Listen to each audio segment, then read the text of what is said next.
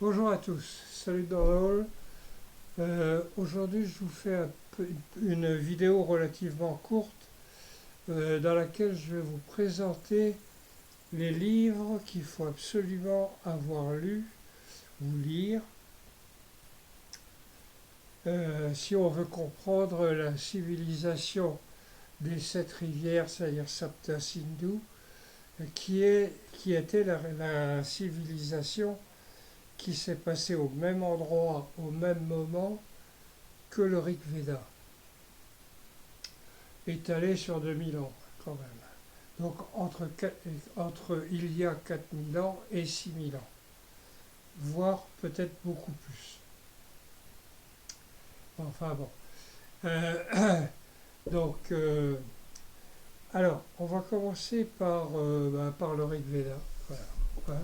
Ça, c'est indispensable. Alors, ça, c'est ma traduction. Vous allez voir mon nom quelque part. Le Rig Veda. Donc, voilà, hein, c'est un petit peu épais sur les bords, mais c'est normal.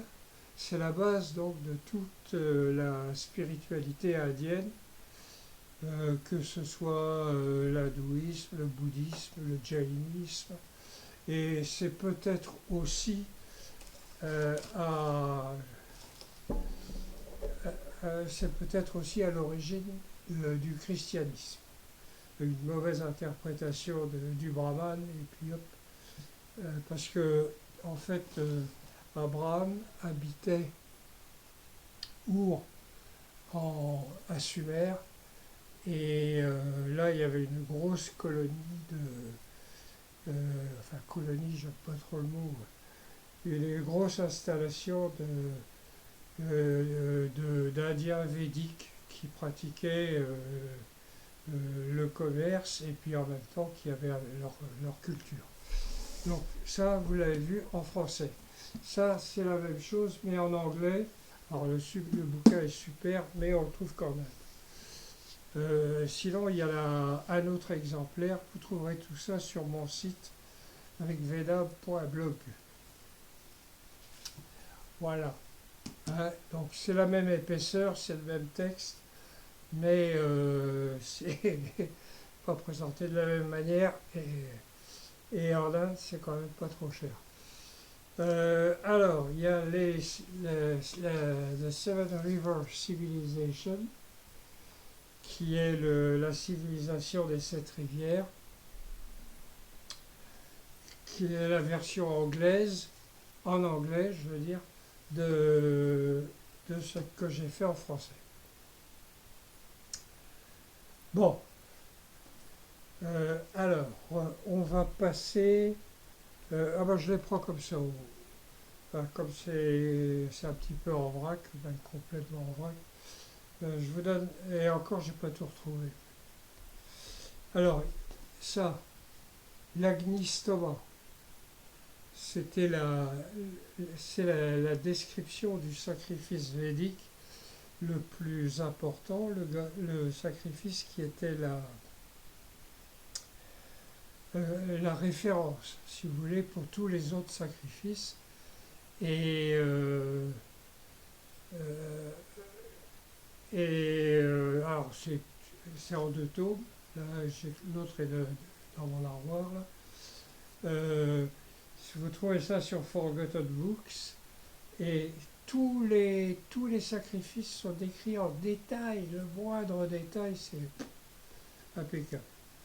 Euh, bon, si vous n'êtes pas obligé, si vous voulez comprendre, ça aide. Alors, moi, ça, c'est ce qui m'a mis sur la voie, entre autres. Hein. C'est donc le secret du Veda. Alors, je ne sais pas si vous voyez, parce que moi, je le vois à l'envers. Bon, je ne sais pas si c'est normal, si vous allez pouvoir le lire. Enfin, c'est Sri Aurobindo. Alors, c'est tout con. C'est tout con. Son truc, c'est que il dit, pour comprendre le Rig Veda, il faut commencer par chercher la signification du nom des dieux. Eh oui, il faut y penser. Et, donc, quand vous prenez les dieux comme Indra, comme Ushas, comme Sarasvati, tout ça a une signification. Et en sanskrit, il n'y a pas de majuscule et il n'y a pas d'indice qui vous permet de comprendre si c'est une rivière ou un dieu, par exemple, ou une déesse dans le cas de la Sarasvati. Ben, ça tombe. Alors, je vous disais, ah ben voilà, le Seven River Civilization, je ne sais pas si vous pouvez le lire, parce que moi je vous dis, je vous le vois à l'envers, j'espère que ça ne va pas donner ça, parce que sinon... Bon.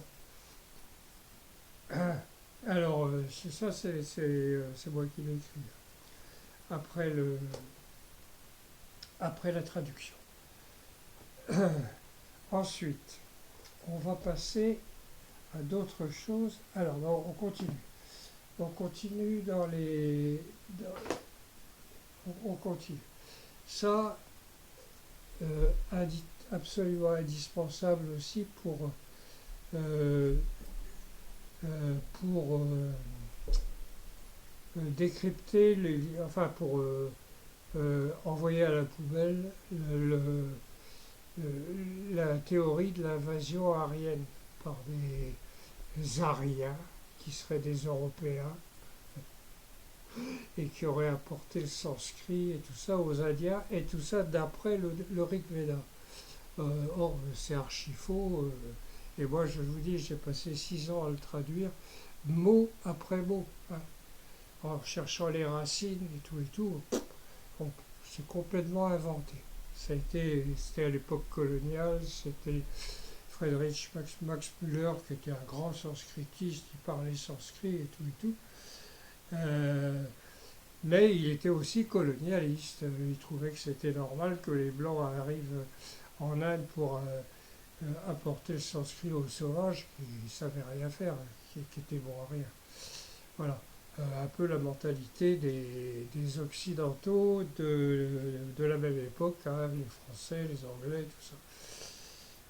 Il n'y a qu'à voir les dégâts qui ont été faits en Afrique. J'y ai passé quelques temps, et d'ailleurs vous allez le voir,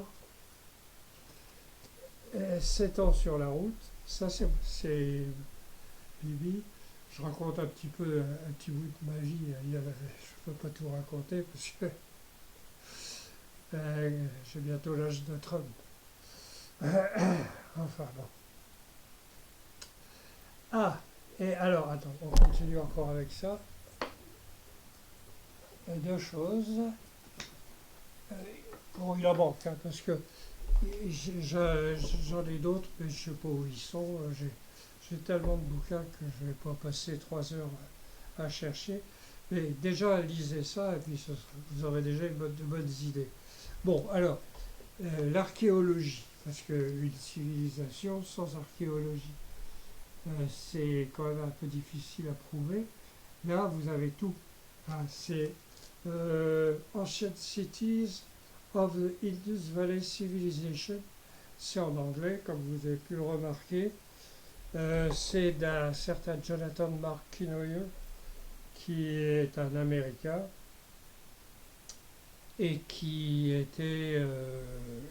toujours d'ailleurs un grand archéologue, et il a fait ce magnifique bouquin avec des cartes, avec des cartes, des statues, tout ça, tout. Il y a de quoi faire. Ça coûte un peu cher, ça coûte dans les 300 €, ça les vaut. Mais c'est le Pakistan qui vend ça. Et moi j'ai eu à 30. Donc on peut le trouver sur les sites de vente de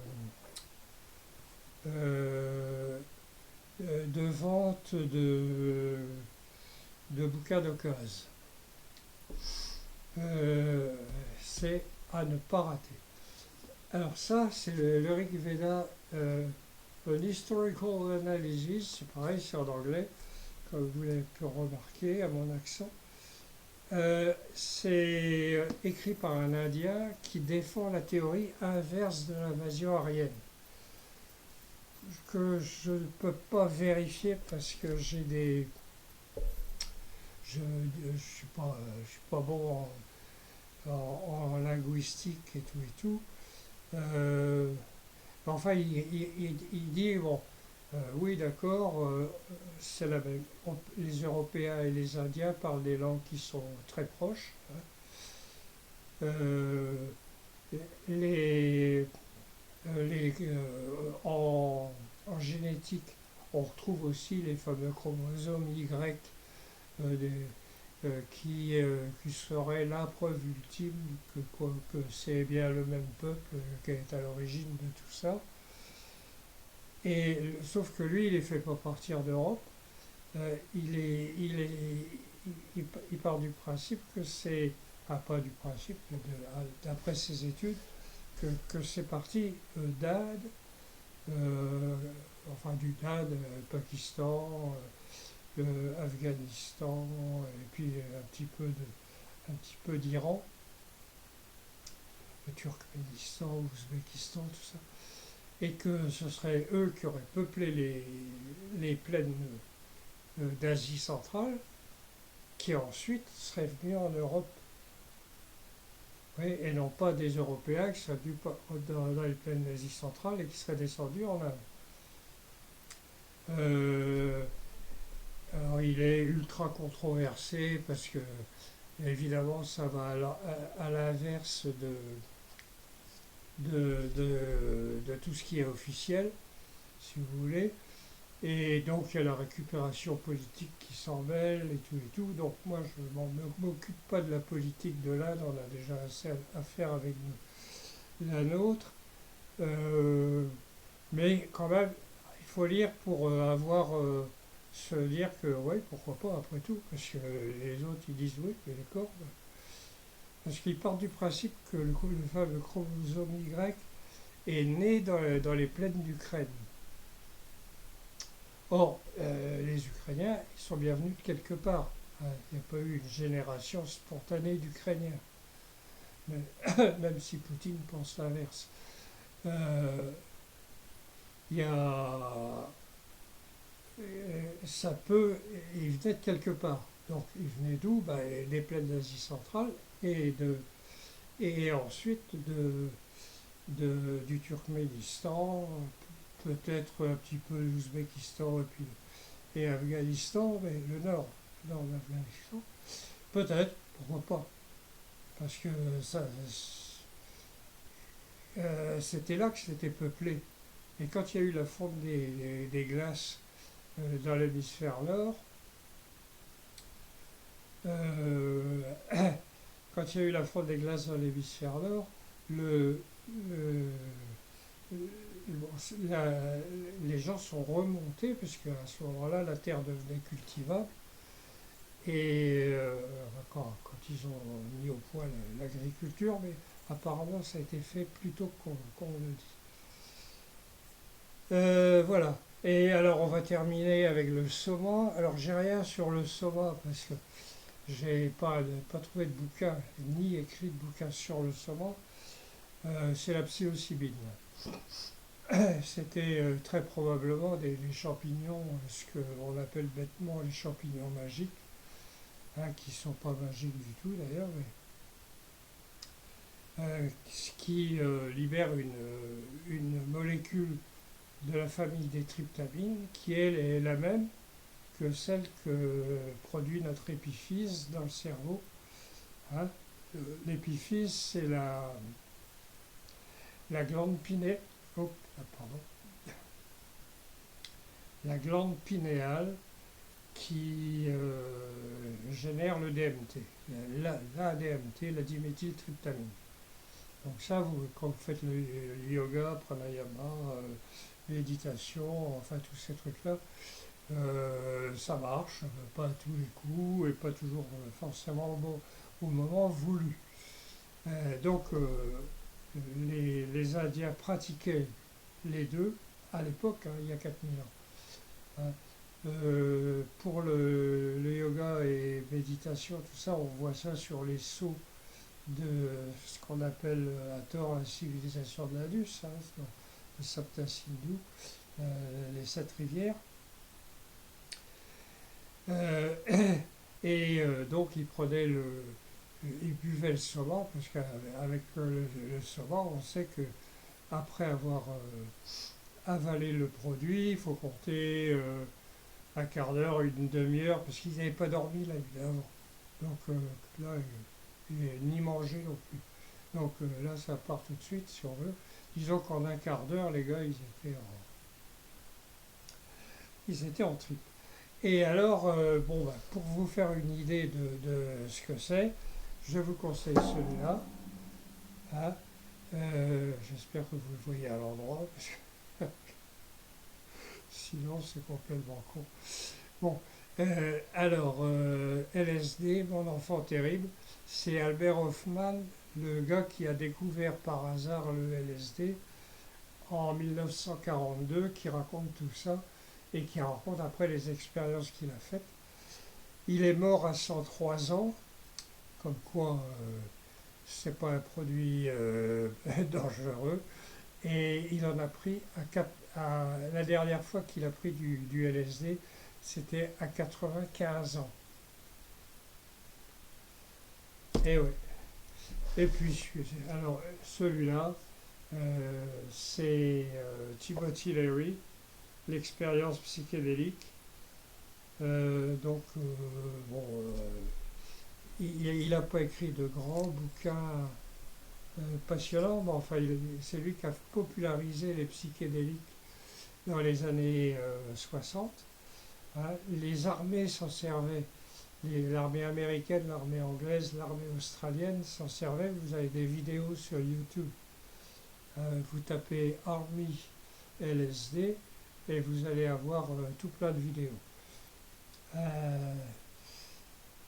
Ouais, donc c'est l'armée qui s'en servait, parce que c'est-à-dire avec une arme comme ça, on va pouvoir faire, etc. Bon, ils ont abandonné parce que en fait, les gens avaient absolument aucune envie de se battre. Alors, c'était pas dans la guerre pour de bon, c'était dans des manœuvres. Donc les gars, ils savaient que c'était des manœuvres, ça les faisait rigoler, ils posaient le fusil, s'asseyaient par terre. Bon, bref, voilà. Donc, alors voilà, il y en a d'autres, il y en a plein d'autres, mais bon, plus tous les bouquins indiens, bien sûr, il faut lire le Mahabharata, le Ramayana, même les lois de Manu, hein, même si ça a été écrit 1000 ans plus tard. Et tous les Puranas, les, les livres indiens, vous avez un choix immense. Ne prenez pas trop de trucs de gourou. C'est un conseil, faites comme vous voulez. Mais les bouquins de, gourou, de certains gourous qui vont vous embarquer dans des trucs, ouais, bon, pas forcément intéressants. Alors, je vais encore vous dire une petite chose là. Je ne sais pas si vous observez les actualités actuellement. Pour que ce soit actuel, il faut que ce soit des actualités. C'est mieux. Vous voyez bien que le monde est en train de prendre des très mauvaises tournures, aussi bien au niveau catastrophe naturelle que climat. Alors c'est le climat qui les génère, enfin bon, que socialement, puisqu'on est 8 milliards d'individus, il y a des dictateurs, il y a des fous furieux comme un certain Mr. Tangerine, euh, Monsieur Bramarine, tout le monde l'a reconnu. Euh, donc on va vers l'effondrement de notre situation, de notre civilisation, parce que de toute façon, on aura épuisé toutes les ressources énergétiques qui nous permettent de vivre luxueusement comme nous. Hein, même moi avec mon RSA, pas RSA, qu'est-ce que je dis, mon minimum vieillesse, je, je me considère comme quelqu'un de riche par rapport à un paysan nigérien ou indien, autre. Clic, tu appuies sur un bouton, tu as la lumière, tu appuies sur un autre bouton, tu as du chauffage, tu as la bagnole dehors, enfin bon, voilà. Euh, donc, mais ça va s'écrouler. Parce qu'il y en a qui ont vrai. Et puis, c'est notre société, notre civilisation, du toujours plus. On fait toujours plus, toujours plus, toujours plus. Donc, ça va s'écrouler. On ne sait pas quand, mais ça, d'après tous les experts que j'ai pu lire et écouter dans des conférences qu'on trouve sur Internet, c'est ça qui est bien, en même temps. Ça nous tue, mais c'est bien. Parce qu'on apprend plein de choses. Il n'y a jamais eu autant de connaissances disponibles à la, euh, disponibles à la population entière de la Terre. Un Chinois, un Bantou, il peut avoir exactement les mêmes infos qu'un prof agrégé en université. Euh, il y a tout, un peu de tout ce qu'on veut. Donc, alors, on va s'écrouler, ça c'est sûr. Ça, l'écroulement va être euh, probablement catastrophique parce que l'être humain est ce qu'il est. Et après, il faudra reconstruire quelque chose d'autre. Donc, je travaille sur ce. J'entends des bruits alors que je suis sourd. C'est quand même bizarre. Euh, je, je travaille en ce moment sur un bouquin qui va essayer de vous présenter ça d'une manière pas trop chiante. Hein. Euh, Inch'Allah, hein, si j'y arrive. Ça, c'est un gros boulot. Voilà. Donc, tous les renseignements concernant le Rig Veda et la civilisation de cette rivière et tout ça, vous allez le trouver sur mon site qui s'appelle rigveda.blog. Alors, c'est plus difficile de faire mieux, de faire plus simple, je veux dire. Vous avez tout, les rapports avec les autres civilisations, le commerce, l'architecture, les cérémonies, le soma, euh, très important, hein, parce que c'est grâce à ça que, que cette civilisation a fonctionné. Une civilisation qui était grande comme 2 fois la France, à plus d'1 million de kilomètres carrés, et qui n'a pas connu de guerre en 1500 ans. Rien, ni interne ni externe. Il n'y a pas la moindre trace. Alors les archéologues français, occidentaux, je veux dire, ils rechient, ils ne veulent pas dire ouais, ça a quelque chose à voir avec le Rig Veda. Moi, alors je leur démontre dans la civilisation de cette rivière qu'ils ont tort. Euh, bah oui, puisque ça se passait en même temps. Alors, en même temps et au même endroit. Alors, à moins que le Rig Veda ait été un petit phénomène marginal réservé à quelques pèlerins dans un coin. Bon, voilà. Non. Qu'est-ce que je voulais vous dire d'autre? Bon, ben ça, je ne sais pas quand ça va sortir. Je vais ouvrir une deuxième chaîne sur YouTube qui sera consacrée à cette histoire d'effondrement de notre société, de la faute à nous les Blancs, hein, où on a été semé la merde partout dans le monde entier. Donc si tout s'écroule, c'est nous qui sommes, qui sommes responsables.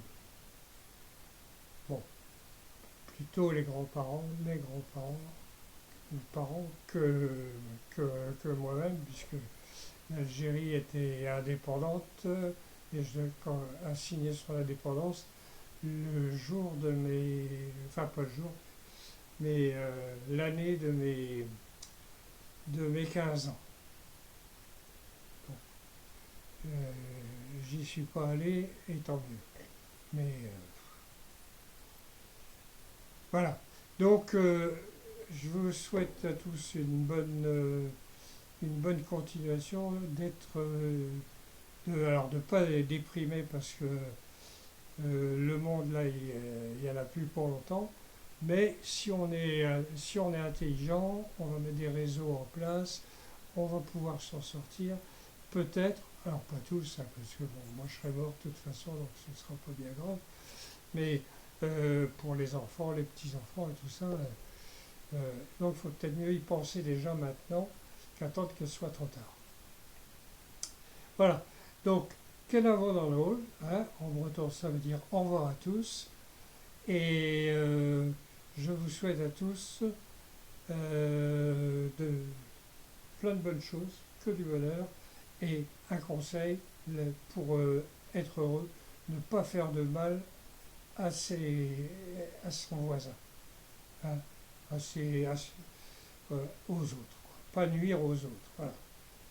Vous ne nuisez pas aux autres, personne ne vous nuit. Et tout va bien. Donc dans les villages et tout ça, les gens se connaissent tous plus ou moins, donc il n'y a pas vraiment de vacherie. En tout cas, c'est comme ça en Bretagne. Et je pense que c'est comme ça partout dans le monde. Par contre, dès qu'on entasse des millions de gens dans les mêmes coins, alors là c'est du délire. Et ça sera bientôt fini parce que les villes ne pourront pas vivre tout seules après avoir bouffé les rats et les animaux des eaux, ils se mangeront entre eux. Voilà. Voilà. Bon, allez, quel avo dans le hall, j'arrête là. Pouf.